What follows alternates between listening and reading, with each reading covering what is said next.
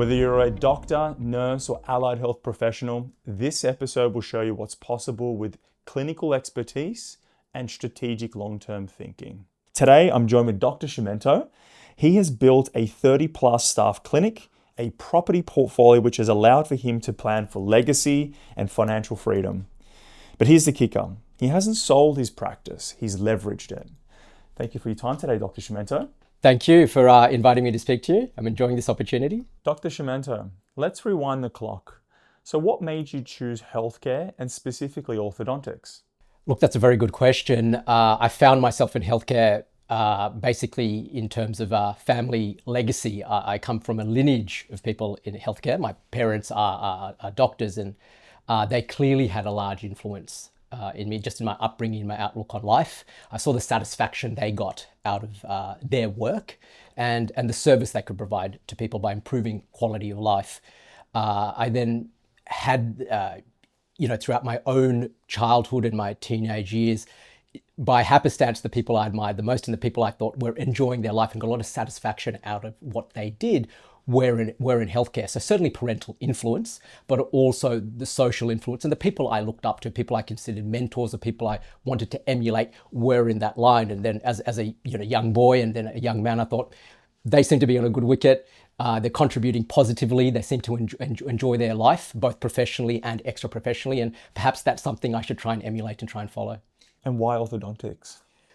That was a decision I actually made very, very early on. So look, in terms of personality types, I'm quite decisive. So once it doesn't take me long to come to a decision. And once I've made the decision, I tend not to second guess it and just sort of run along that line, along that lane. Now, in terms of orthodontics, when in my family and sort of thereby in terms of the social network, there were people in all sorts of branches of medicine.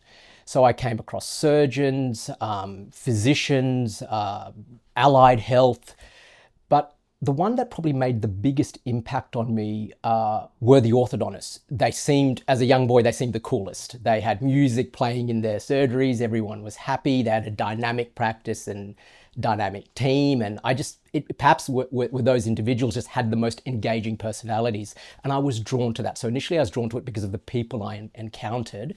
So I made a decision quite early on that if I was going to get into healthcare, I was going to pursue dentistry, just from their influence and seeing what they were able to achieve and how much enjoyment they got out of their profession. So that attracted me. Then the pursuit obviously was then getting into dentistry, but the aim of getting into dentistry was always to specialize. So even before entering my first year, I had decided I'm going to do everything in my power and try really, really hard to get into that specialty line. That was the aim from the beginning. So the short answer to your question is the people I came into contact with and the people who influenced me, all of that sort of came together to drive me down the line that I think I'd like to pursue orthodontics. Is there a lesson in that for younger healthcare professionals, like specifically like how to find where you want to practice or going for a specialty or something along those lines? Look, absolutely. I tell anyone, and I do have this conversation with people. Look, being a specialist, I tend to have this conversation more with people who've completed their general training or in the process of completing their general training and pondering whether they should specialize or not. The first thing and the most important piece of advice I could give anyone is pick a line that you enjoy. Now, it doesn't necessarily mean you need to have a piece of paper down and write all the positives and negatives in two columns and weigh it up. You will know both from an intellectual stimulation point of view and even an emotional attraction to the subject area, what gives you a buzz. And that's the line you should pursue. The primary reason for that is whether you remain in general practice and become proficient at that and the whole spectrum of that area of healthcare, or if you want to focus your professional life in a particular line or on a particular subject area, they're going to be tough times. From personal experience, specialist training is enjoyable, but it can really put you through the ringer, both psychologically, emotionally, fatigue, stamina, resilience. So in order for you to be able to get through that successfully, you've got to have an underlying love and desire and enjoyment of the area you're pursuing. So it sounds cliched, but in my experience, it is very, very important.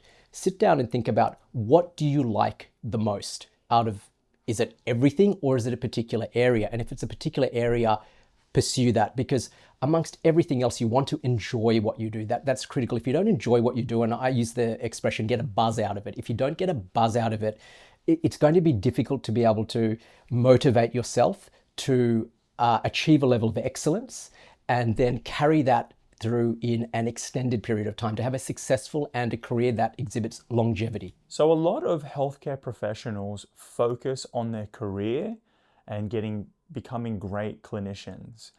At what point did you decide that you wanted to start your own clinic, build your own practice, and take us through those steps? Look, starting a practice is always the aim. Certainly, I mean, I never envisaged having a career where I didn't have my own practice.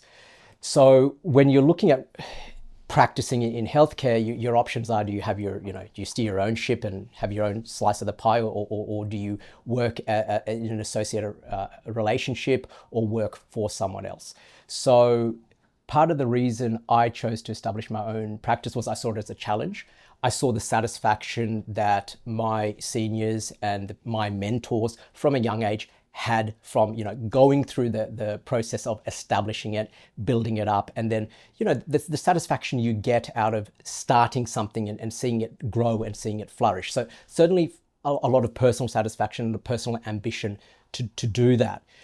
How I started it was basically squatting. It was a greenfield site. So I made a decision relatively early on in my specialist career, within the first sort of 12 to 15 months, that I think I'm ready to sort of steer my own ship. Clearly there's risks associated with it, and it is stressful, and there's a lot of sleepless nights. I think looking back, I was perhaps a little bit naive, and I might have had the blinkers on slightly as to the level of risk I was taking and what I was actually committing to. But at that point in time, my ambition to establish my own practice and emulate people who I had respected and looked up to was a very strong driving force. So perhaps I didn't consider everything I could have, but it certainly worked out very well for me. So whenever people say, look, I'd like to establish my own practice, because of my positive experience, I would encourage them to do so. But I would certainly say you've got to do your due diligence. You've got to be smart when you do it, how you do it, the practicalities of securing funding, ensuring that the business, first of all, is liquid from day one, and then what's your business strategy, what's your growth strategy, and then the whole philosophy behind your practice. Can you find a niche? How are you going to promote yourself? How are you going to establish professional relationships and public relationships? So there's a whole spectrum of things you need to consider. I think overall, though, it's been a very satisfactory experience for me. I've got a lot of satisfaction out of it. I'd encourage anyone thinking about setting up a practice to do so. But the asterisk or the but is, make sure you have an advisory team who can steer you in the appropriate directions. Because particularly if you're starting out and you're new, you've finished specialist training and you're relatively green on the business side of things, you're going to need advice. And I did get appropriate advice. I also made a lot of mistakes, which we learned from. But if you've got a mentor and you've got advice, you can probably avoid some of those and have a smoother initial process. Can you tell me, maybe anecdotally, how you started? Like, give me some scope on how old, where you were in your life, what that felt like, and kind of how did you practically do it? I finished my specialist training when I was 27. So I think I was probably one of the youngest ever to do that in Australia. Now, I took a job as a employee specialist in another practice, and I was there for just over a year. And over the course of that year, whilst I enjoyed working, that overwhelming desire to have my own practice, to start something and build it from the ground up. I wanted to experience that, and I felt like I had the ability to do so, and I was confident I could do so. The biggest challenge obviously was securing funding, and that was difficult. And bear in mind, when I set up my practice, this was back in 08, 09, the GFC was around. So again, when I look back on it, I realized I was taking more risk than I was probably cognizant of at the time. Securing funding was a challenge. I didn't, unfortunately, run into someone like you, but we managed to do so. And it was certainly funding secured outside of the major banks, who all rejected me. So, and I threw myself in the deep end. I resigned from my existing position before I'd secured a site, before I'd secured funding. I probably wouldn't advise people to necessarily do that, but my mindset and my personality is, once I'm in the deep end, I tend to find an extra gear. So if you understand how I often approach things, that's consistent with how I may do so, but I'll probably caution people from doing exactly what I did in that sense. My advice would be if they've got an existing position, looking at setting up their own practice, talk to someone like you before they go ahead. I didn't. Fortunately, at the last minute, we managed to secure funding to purchase a site and develop the site. So literally, that's how I started. Decided I wanted to, have my own piece of turf, so to speak. Found a location, and we did use some intelligence in picking the location. We looked at demographics, we looked at growth rates, we looked at population charts. And I think that's important, because if you can find an area where there's a service need for what you're able to provide to the community, that's going to accelerate and ramp up that growth phase. And as you are aware, you're in business development. It's that initial phase which is critical. That's where a lot of people can come unstuck. So stack the cards in your favor. Have secure financing, secure the money you need. Do really, really good research into where you're going and why you're going there, and think about the business case, both in the short term as well as the medium and long term. So you've now scaled this clinic to over 30 people inside here, running around. You're one of the most well-regarded in the industry. How have you built this practice, and what are some of the steps that you took that has led you to building such a successful clinic today? Okay, yes, and that's a really, really good question. And I'll answer it sort of by telling you the evolution of the practice. So I threw all my eggs in one basket. So what a lot of people don't realize was, for the first 2 years of my practice, I actually slept in my office in the back, put a mattress down, fold out bed, and I slept here. So I threw everything I had into it. And I started with 2 staff. When I started the practice, I got 2 pieces of conflicting advice. One was, start how you want your practice to be when it's mature. And the other piece of advice I got, which is exactly conflicting, start small and grow big. And I chose to do the former. And I had a lot of people, within my family, within my social network, saying, look, you're overcommitting here. You can always start small and expand the site, choose a smaller site. For example, I started with 2 staff, and I had 2, we've got over 30 now, but I started with 2 permanent full-time staff. The advice I got was maybe take 1 permanent, maybe choose 1 on a casual basis or a part-time basis. I said, no, I want to portray myself as a professional. I don't want to have a circumstance where somebody rings, particularly initially when we're trying to get patients in, and the phone goes unanswered, or staff, are split between duties.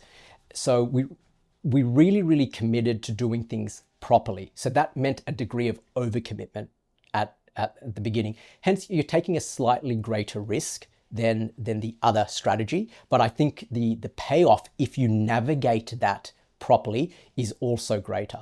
So it's a strategic risk and it's a calculated risk. But as the expression goes, there's risk reward. If you take a greater risk and you're intelligent about it, strategic about it, the rewards are often greater too. There were some tight times. I remember, 15 years ago, there used to be a McDonald's down the road, and for the first couple of months, when, for example, staff payroll or suppliers needed to be paid, I'm sort of buying my dinner on a credit card. So I'm paying for my meals on credit because of cash flow issues. And I think the tightest we ever got to being illiquid was staff wages were going the following week, and I looked at what was in the bank account and I could barely make it. Unfortunately, we had some payments and some patients come through. So I know what it's like to be counting the dollars and thinking, wow, this is going to be really tight. Can I see it through to the next week? We just did our own thing in terms of trying to treat patients the best as we could, and going and meeting and becoming a part of the community. And then we did have a very, very rapid growth period for about the first 2 years. And we expanded the team from about 2 staff to 4 to 5 quite quickly. We then stagnated. So, and I think in reality, if you were to probably go back and retrospectively look at the data set we have, we were probably, instead of growing and stagnating, we were probably shrinking. And what happened was we reached a size where I was doing everything. I was not delegating, I was micromanaging everything, because I could do that when the practice was small. So I could ask someone to do something, but I would check it or I would be heavily involved in it. And that was a management failure on my behalf. Not investing in the human resources enough, not upskilling staff enough, and thinking, oh, I'll just control everything. But the problem is, when you're looking at growing any form of enterprise, you get to a stage where you get a direct effort. The effort you put in, there's almost a one-to-one return on the amount of effort you put in. But as that business or as that enterprise grows, you've only got two hands. There's only so many hours in the day. So you are going to hit a glass ceiling very, very rapidly. And that your ambition for what you want to grow your business to may exceed that glass ceiling that you can achieve just with your own, in the 24 hours that you personally can spend on anything during the day. So it became very apparent that we needed to change our management style. We needed to bring systems and protocols in. We needed to incorporate a culture within the practice where staff were provided training, professional development, and empowered to carry out tasks, make decisions. And it sounds simple, but it is a significant change in the mindset, through the whole organization, right from the top through to the bottom. And I see a lot of my colleagues, some do it very, very well. Most tend to fall into the trap of, I need to be everywhere. And if they're good at what they do, and look, a lot are, they will become very busy very, very quickly. And then you're at sort of critical mass. How thin do you spread yourself? If you spread yourself too thin, things fall through the cracks, problems occur, and you find you're spending most of your time solving problems, day-to-day problems, rather than focusing where your skills really should be. And as a clinician, that could be in the clinic treating patients, but if you have a vested interest in the business, it should also be on business development. What's the strategy to grow the practice? What's the strategy to grow the enterprise? But that requires time, and it requires energy, and it requires you to have the ability to focus in those areas. You can't do that unless you have an appropriate team carrying out day-to-day tasks from a basic level to a high level to allow you to focus there. And how much any individual is going to be involved in the management side, or in my line, the clinical side, is going to be, likes, personality, etc. But you need to have the ability to do that. So protocols and systems are key. The team you establish is absolutely key, and delegation. I think a lot, when we're trained, certainly in a clinical setting, you're not trained how to build a business, how to train staff, and how to delegate appropriately.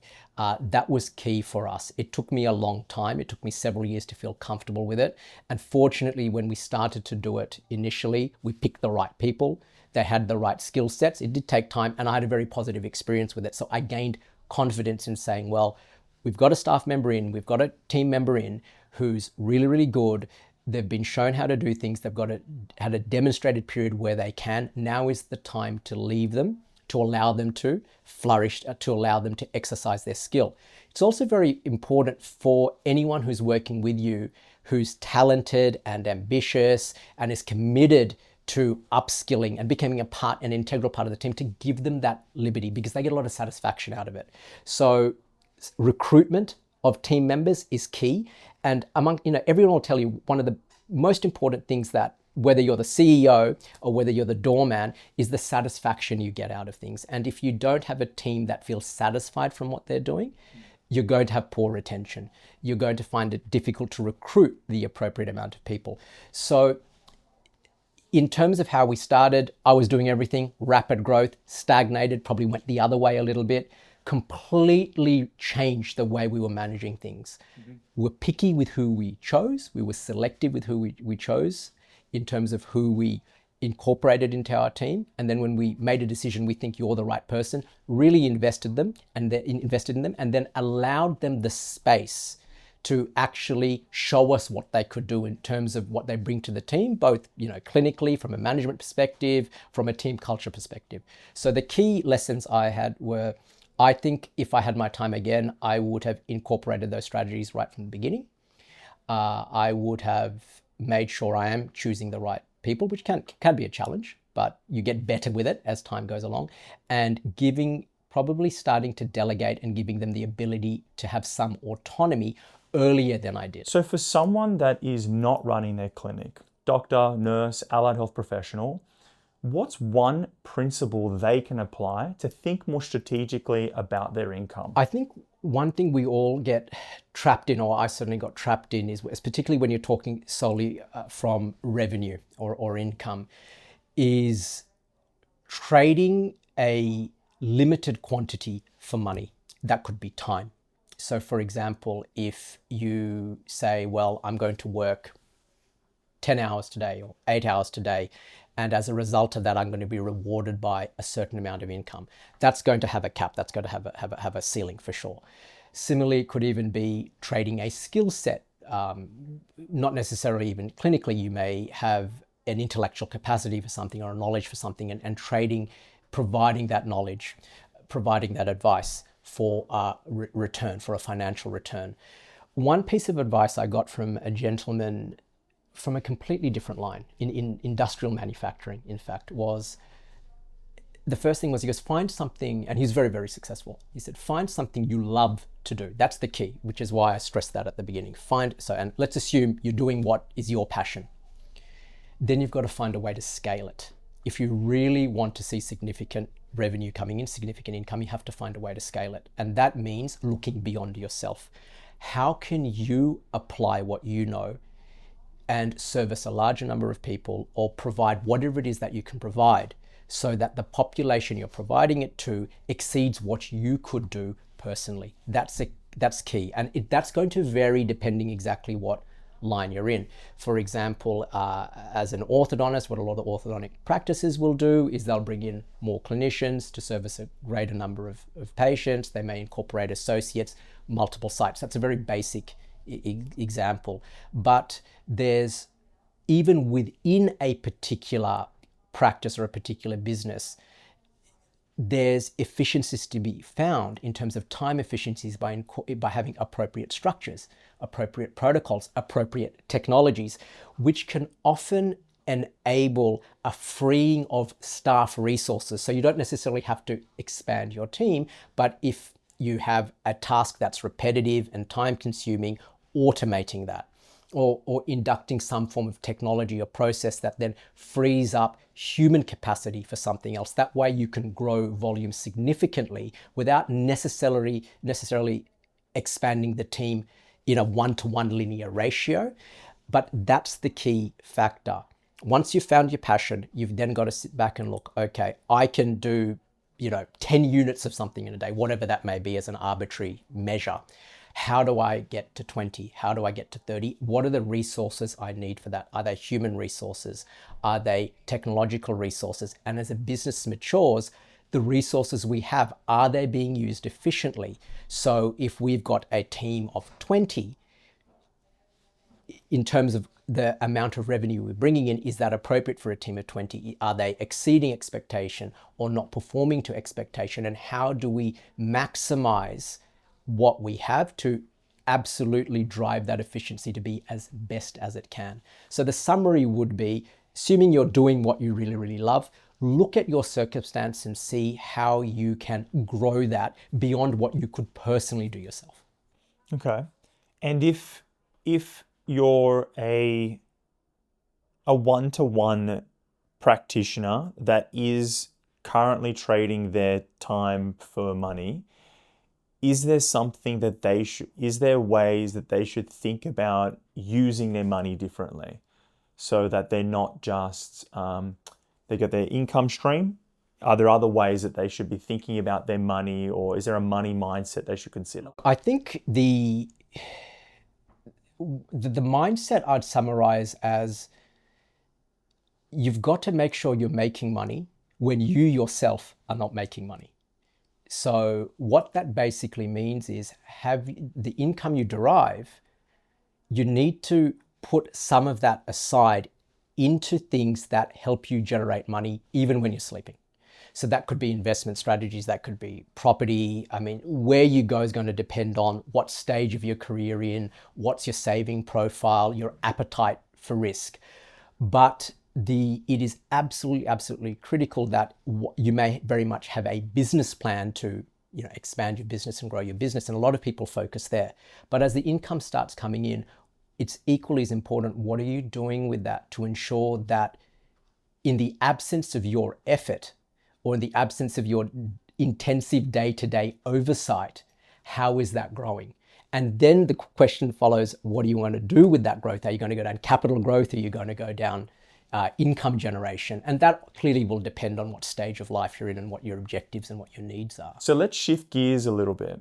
When did you start thinking strategically about building wealth outside of the clinic? Look, initially, I think several years into my practice, one piece of advice I would give is, even anyone starting out, clearly your focus is going to be getting a business off the ground and making sure it's liquid and viable, and you survive the initial startup period, which is key. So I would say focus your energies there. But I don't think it's ever too early to think about strategies to start to grow your wealth and secure your financial future. So if I had my time again, I would have had some conversations, sought some advice regarding that very early on. Even if it meant that a seed of an investment fund was extremely small, I would have started it from day one with $1, for example, if that's all I could afford. I would not, my advice is, often when people ask me this question, they hesitate to invest in anything because they think what they're starting with is too small, and they wait for a period of time for what they deem is an appropriate amount. That's a very arbitrary decision because I don't know what is an appropriate amount. My advice is nothing is too small. Start it early on. So I started several years into it, which in hindsight I should not have done. And so my advice to anyone is, don't make the same mistake I did, because it will compound. And when you look back and realize, even if I started with a very modest amount, 10, 15, 20, 25 years later, it is significant, and that's a loss. Then that's a loss from a strategic error. So I started several years into it, but what drove me to do that was, I realized that, there's only so many hours in the day, and we have one practice. It is successful and it's busy, and we've got a lot of staff, but my personal desire was not to have multiple practices. I was quite happy with one.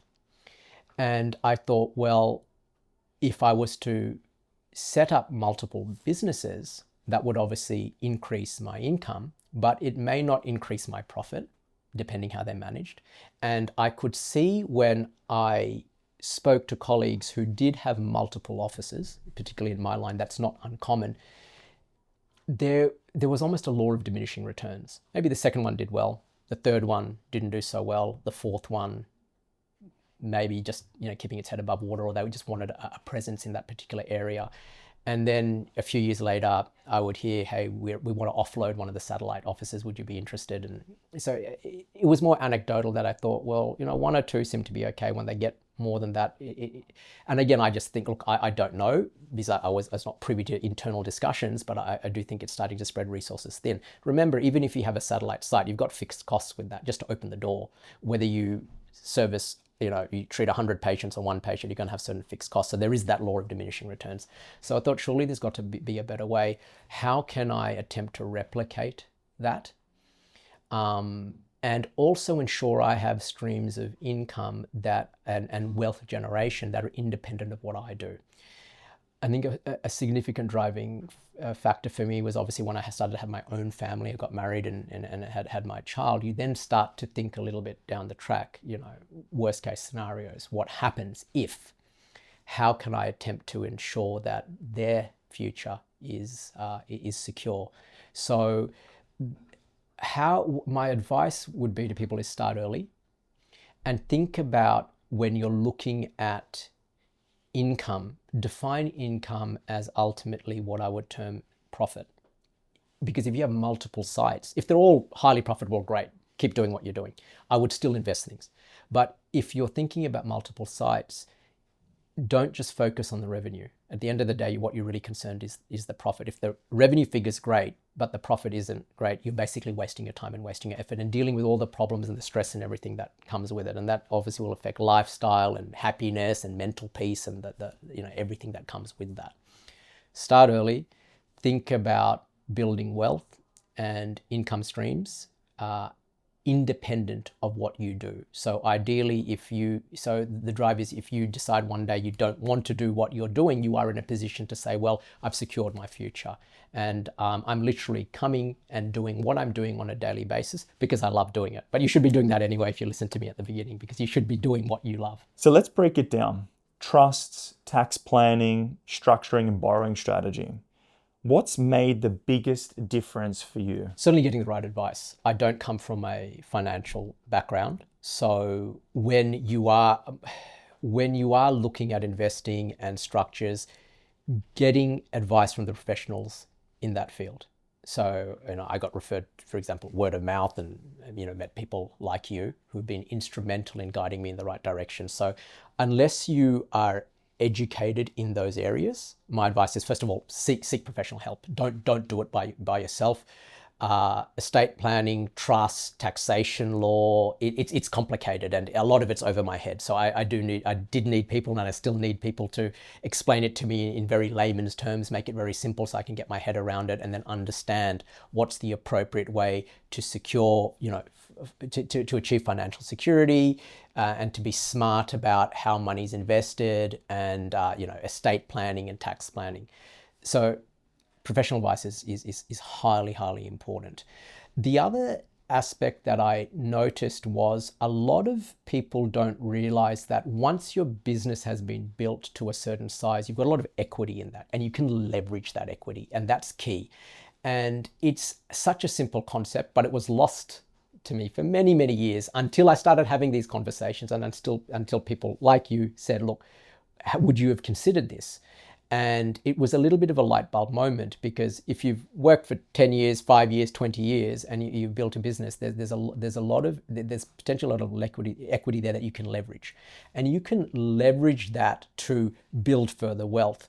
Whatever you want to do with that money, I'd advise you to do smart things with it, but you certainly can. And it's part of what I was saying before, getting out of the mindset that I'm going to treat 10 patients today and I'm going to derive that much income. And, tomorrow I'm going to work even harder and I'm going to shorten the appointments and I'm going to work longer and maybe I'll treat 15. And then the day after that, I'm going to push myself even more. That's going to take a toll and you may actually stop liking what you're doing. So if your objective is, and we all live in the real world, we all have financial obligations, we all want to be financially secure. We want to make sure our families and our children are financially secure. Thinking a little bit more broadly, where can I access capital? What are my sources of capital? Going to one of the big four banks and taking a loan is only one. It might be the classical way to do it, but it is only one. There may be other ways to access money locked within the value of businesses or whatever it may be that's more lucrative and frees up that to be then invested in other schemes where the return exceeds the cost of accessing that capital. So you've been working closely with Healthcare Homeland's team for a while. In what ways has working with us as brokers changed the game for you? I think the rate limiting factor for that I have for anything is time. So right at the beginning when you were talking about income streams and what my sort of changed perspective on things, I passed that comment that step out of the mindset of thinking your income or your revenue, your gross revenue is directly related in terms of a 1-to-1 ratio, effort, reward. And that effort could be skills, advice, or the time you're spending, if that's how you generate income on units of time that you allocate to something. So given the fact that I've got a few things going on professionally, I needed somebody who could do a lot of the market research for me, could bring a level of expertise and ensure that what was presented to me were the best things available on the market at any given point in time. The barrier for me exploring several of these, cap raises or leveraging capital would have been the effort involved in doing the research for me personally. So if I had to do that myself, all of this would have been pushed back years. I can tell you that straight away. So having somebody like you come to me and say, look, we do all of that, and what we're going to present are some really, really great options, and let's go through the pros and the cons. That's key for me. It's also a professional line, a line where you need to be educated in, understand what the ground realities are, understand what the realities are of that particular client's, in your circumstance, client's needs. What do they need the money for? What's their practice like? What's their appetite in terms of investment schemes? What are they actually going to do? Are they looking at income generation? Are they looking at capital gain? And then not being necessarily allied to a particular source of that funding. What I liked about your approach was we looked at everything. This is what a commercial lender will give you. This is what a private lender will give you. These are other areas where we can access funds. Now let's look at all of that objectively and see which is the most cost-effective way. And for what we're thinking about doing with the particular funds we're getting access to.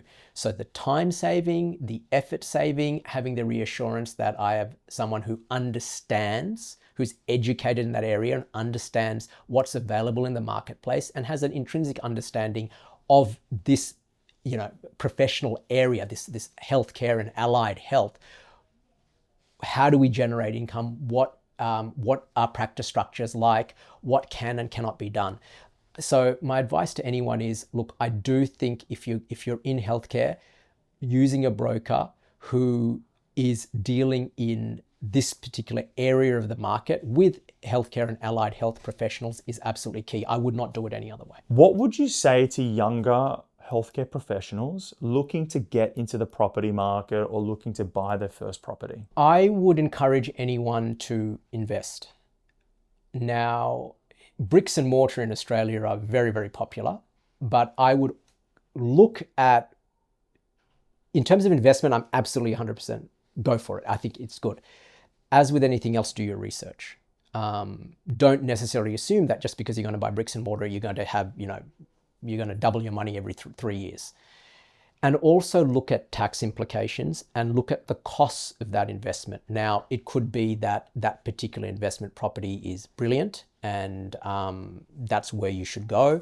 And then if that's the case, I would certainly be talking to someone like you, saying, what's the cheapest way I can get the funds to it? What's the smartest way? Let's look at the market. And then, because that's all going to come into play. And it'll come into play. Are you looking to positively gear this property as quickly as possible? Are you going to run it negatively geared? Are you looking at capital gain so you can leverage the equity to buy something else? The other piece of advice I'd give them as well is don't just be narrow-minded on one particular asset class.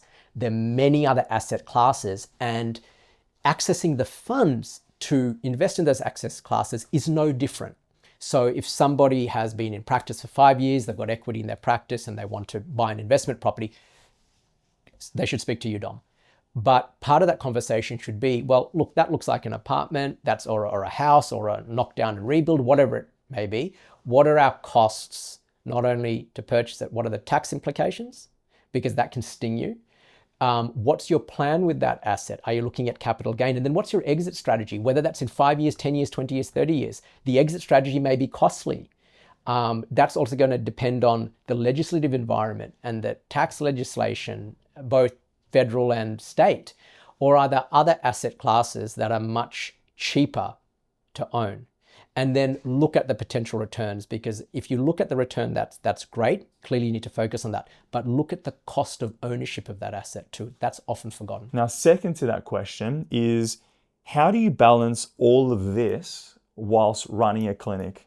Lifestyle, family, and then obviously building this massive practice. I get that question a lot, and I think you're basically alluding to sort of like a work-life balance. How do you, and people often ask me, you're busy, how do you center yourself? My answer to that is I don't focus on that at all. I think if you're going to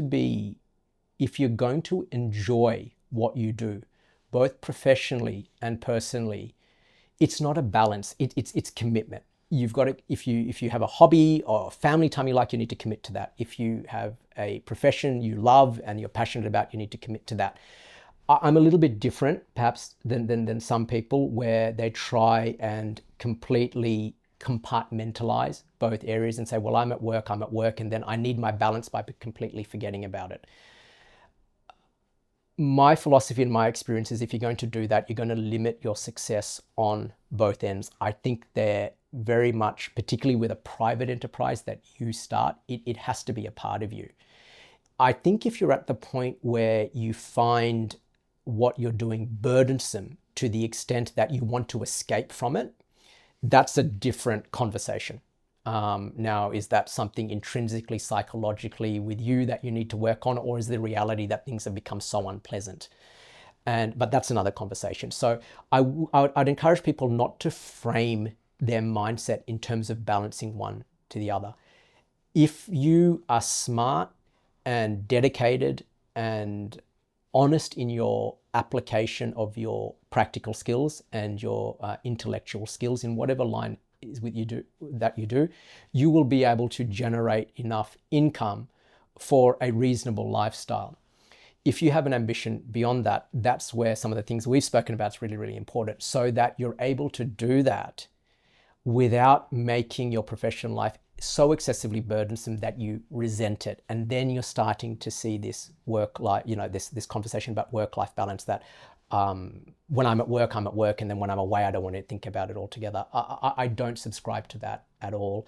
I think if you really love what you do, and I love what I do, you're going to be involved in it 24/7. That doesn't mean that I'm not committed to my family time, I'm not committed to my hobbies, I'm not enjoying my life. But what it means is I could be at a track day and I could be speaking to somebody from a completely different line about his life and what he does. But because what I do and my practice is such an intrinsic part of who I am, even at a subconscious level, I'm taking things I'm learning from other people and automatically reflecting, how can I apply it to what we do to improve, to become better, to serve our patients better, to provide a better practicing environment and a corporate culture for our team members, and also how can we do it to improve our profitability, and what can we do with our money so that we get a better return on it. So I don't look at it, I don't even use the word balance mentally. That's not part of my internal dialogue. My internal dialogue is committing to whatever it is I'm doing. If I'm doing a track day, it's committing to the lap time. If I'm here, it's committing to what I'm doing. But I do mentally merge the two. I've never found it, when I've looked at it that way, to be mentally or psychologically draining or tiresome. I still am excited about things. So perhaps that's a personality quirk. I don't think so. I think it's more a mindset. And it's worked for me. So clearly I'm going to be positive about it. But my advice to anyone is, don't try and seek balance. Try and seek success in everything that you do. Be realistic about the expectations, because things can be difficult. Make sure you're doing what you're passionate about, because it makes those difficulties easier to overcome. You won't resent those difficulties. When you're through them, you will be satisfied that you found the resilience and the wherewithal and the intelligence to get over those hurdles. Don't get into a mindset where you want to compartmentalize your life, because do you really want to live a life where I enjoy my life 10 out of 10 when I'm doing that, but I spend most of my time doing something else and I don't enjoy that 10 out of 10. You want to enjoy everything. You've achieved a lot in this industry. So what drives you now? Is it the next property, next clinic, or something else that excites you? So look, I think there's multiple things that drive me. It's not just a single thing. So professionally, I love what I do, and it's a dynamic field. So we're constantly looking at what we can do to improve. There's a lot of self-reflection, a lot of objective reflection on what we do. So there's that satisfaction of saying, hey, we were doing things like this 5 or 10 years ago, and we've become better. We've become smarter about it. From a business point of view, how can we ensure that the business is viable, continues to grow, but not necessarily with us expending more and more mental and physical effort? And that could be, the flavor of the month, bringing technology in to try and reduce some of that routine, backroom, monotonous work that can be particularly from a temporal point of view, burdensome, even a mental point of view, burdensome. How do we do that so that we can upskill our team members so they're doing things at a higher level? And that's a constant drive for us. Clinically, as you go along, we want to be delivering higher and higher clinical results. How do we do that? In terms of educating, gaining experience with what we're doing, incorporating techniques, incorporating technologies, seeing what other practices around the country and around the world are doing and the results they're achieving. Like, we are accredited, I'm board certified twice, so it's just part of our culture. We like to push ourselves, and then we like to put ourselves out there and have people come in and assess us and say, yes, you're exceeding standards, you're worthy of this accreditation, you're worthy of this commendation. So, and you get a lot of satisfaction out of it. And I think once you've felt that, what that does to you emotionally and mentally, it's addictive. You just want it again and again and again. And that high you get can last a significant period of time. It can last years. And as I said, if you had it once, you want it again. So that's sort of the professional and the business perspective. And obviously there's a high degree of satisfaction seeing the business meet milestones in terms of longevity, revenue targets, reputation. Anyone who's developed and built an enterprise knows what I'm saying. And those who are about to start can probably imagine, and I'm sure that's what drives them, at least in part. On a personal level, it's seeing my family grow, experiencing things with them. My family culture is very close-knit. It's very, very, very family orientated. So we genuinely get along, and my daughter's a non-stop source of entertainment, if I can put it that way. So I get an absolute thrill out of her. And from a practical point of view, ensuring that I, as a parent, am doing everything in my power to ensure that her life, both, particularly in adulthood and when I'm no longer around, is secured. So I think if they're people you love and you care about, it becomes very easy to have that drive when part of the motivation is ensuring that their quality of life and their lifestyle is better than what you had. I think every parent wishes that for their child. That's a given. You want them to exceed what you've achieved, and you want them to have a more enjoyable life, and you want them to have more of everything, happiness, success than you ever had.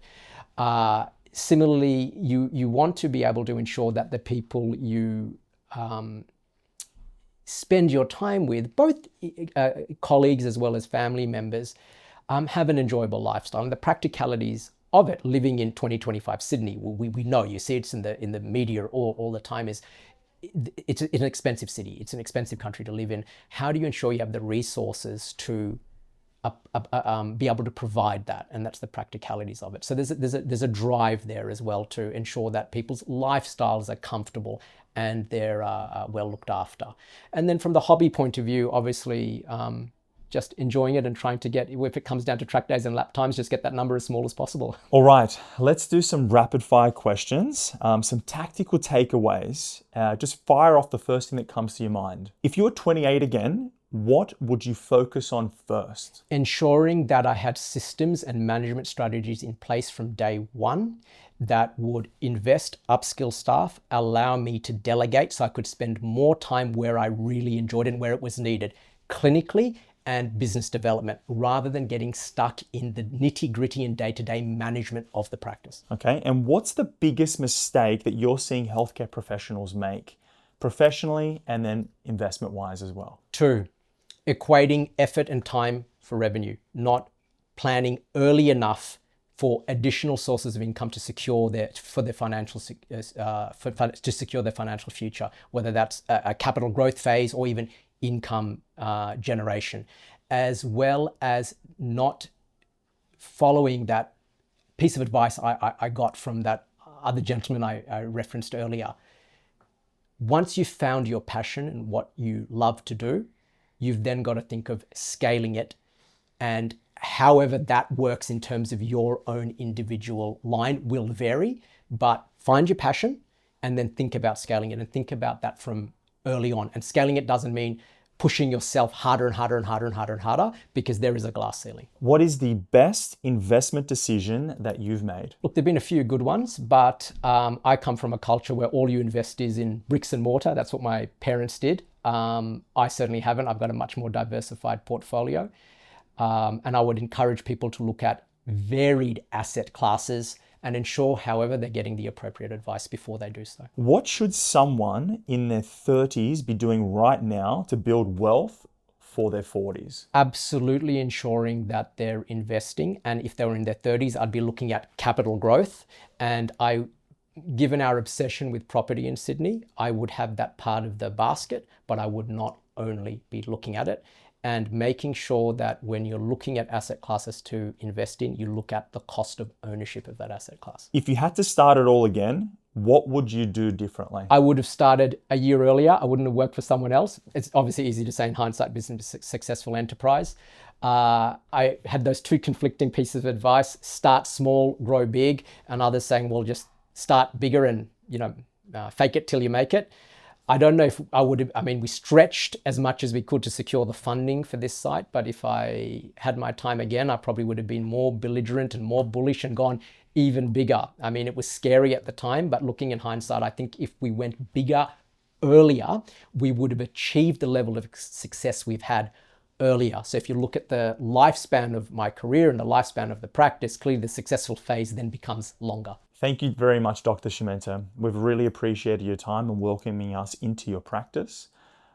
You've been a wealth of knowledge, helping us understand how you've built the practice to where it is today.